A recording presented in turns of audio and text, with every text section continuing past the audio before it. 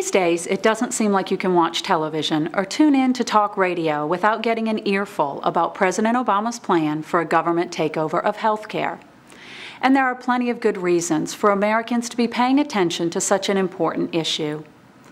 But here, at the Center for Individual Freedom, we believe it's important to remember that there are plenty of other important challenges facing the country, challenges that will not wait on the timeline of President Obama's domestic agenda. For that reason, this week's most important meeting may not have been on Capitol Hill, but in New York City. That's where President Obama, in an unprecedented move, chaired a UN Security Council meeting on nuclear disarmament and non-proliferation. The president's heart may be in the right place. After all, we'd all like to live in a world without the specter of nuclear weapons. But his belief that all that is needed to make the world a safer place, a few soothing words, is as dangerous as it is naive. We've heard this song before. In the 1980s, activists who believed that the quickest route to world peace would be for the United States and the Soviet Union to halt their development of nuclear weapons started the nuclear freeze movement. But those protesters overlooked an important point. Nuclear weapons weren't the cause of the world's problems.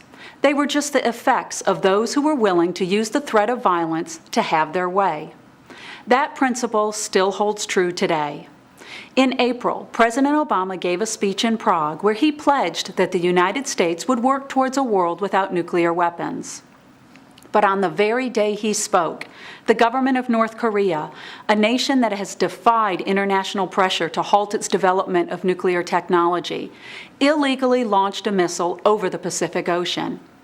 That wasn't the only irony of that spring morning. In the same speech, President Obama said, Iran's nuclear and ballistic missile activity poses a real threat, not just to the United States, but to Iran's neighbors and our allies.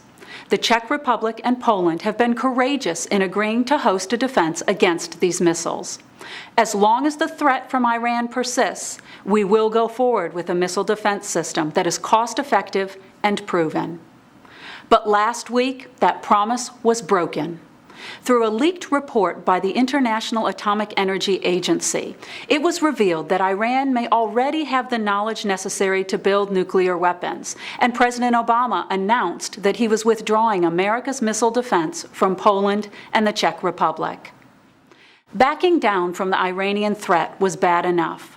But the missile defense in Eastern Europe was also intended to reassure our allies in the region that they would never again fall prey to Russian aggression.